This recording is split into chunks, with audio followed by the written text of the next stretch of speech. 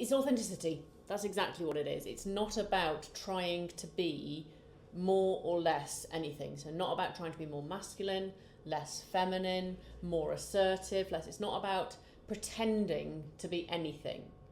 It's about, I think to a certain extent, as I say, there's lots of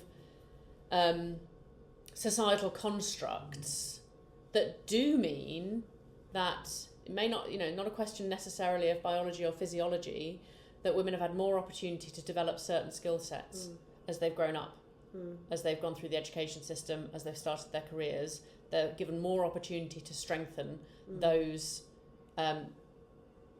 communication, team building, all of those capabilities that come more naturally because of the way they are expected to behave and taught to behave.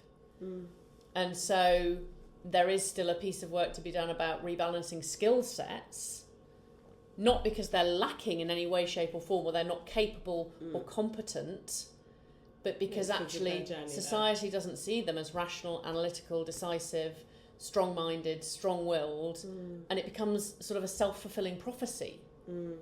So women get to potentially to a certain level, and because they haven't actually necessarily had the support holistically to hone those skills, they do then potentially have gaps. But similarly, men the other way around. And I think as leadership layers, boards, exec becomes more balanced, which we're seeing, there are more women and greater diversity at board level, then actually they're going to look for more diversity as well. And I mean diversity of thinking, diversity of skills, diversity of capability, diversity of experience, and that comes with diversity of gender, ethnicity, background, economics, all sorts of things. I think there's a very interesting point there, and I think there's something around ambition and like societal ambition which differs between the genders. And I met someone recently, I'm trying to remember who they were, but it was a guy who had got very senior, but his journey had been very, very painful because he had felt such a huge amount of pressure to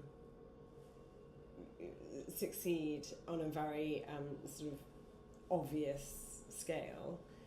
And I was saying that I think because of gender I didn't have that same pressure. So I kind of went on my journey, and when I sort of quit this career and changed this, there was no pressure because expectations were different.